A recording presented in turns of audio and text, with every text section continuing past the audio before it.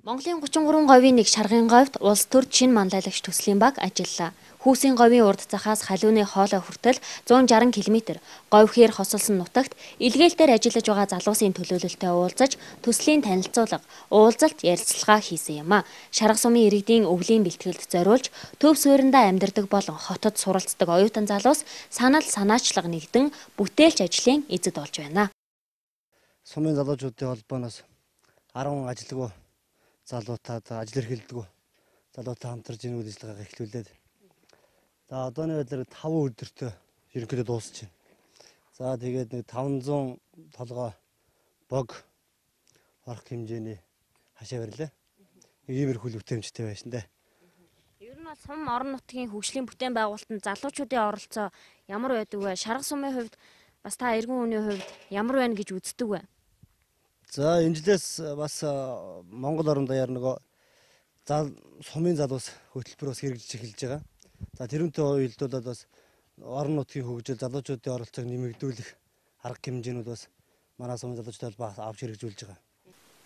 Нийгэмд бухимдал төрүүлж байгаа шийдлээ хүлээсэн асуудлын нэгэн хэсгийг шийдэхийн тулд залуучууд нэгдэн ингэж ажиллахыг л улс төрд шинэ манлайлагч төсөл уриалж байгаа юм. Шинэ эрч хүч, багийн хамтын ажиллагаа, ажил хэрэгч хандлага үр дүнд хүрч болдгийг Шарга сумын залуучууд өөрсдийн барьсан хашаа хороогороо бидэнд илтгэлээ. Манай сум чинь нэг 2000-аад хүн амтай. Энэний бол одоо 60% нь бол залуучууд, одоо 35 хүртэлх насны залуучууд.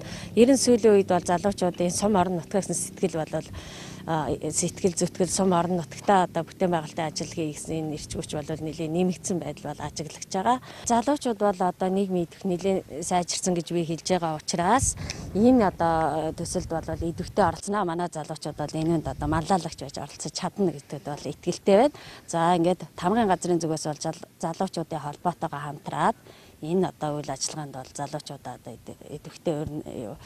идэвхийг өрнүүлж бас ажилланаа. Газар тариалан дэд бүтэц цахилгаан хангамж гээд Шаргын говьд залуусын нэгдэл хөгжил дагуулж шинэ үеийг төрүүлж байна. Уулсынхаа өндрөөс усны ундрахтай шарга гол нь урсах, уудам хоолойд залуус нь шуудран ажиллах тэдний сэтгэл зүрэх орон нутаг сум багийнхаа төлөө хөгжлийн гарцаа эрэл хийлж, улс төр шинэ манлайлагч төслийг дэмжиж эхний шатны шалгаруултын эсээгэж хамт олноороо хилэлцэн биднийг үтлээ. Шаргын говьоос найруулагч Ууганбаатар, зураглаач Алтан Шагаа, сэтгүүлч Ууган Цэцэг нар мэдээллээ.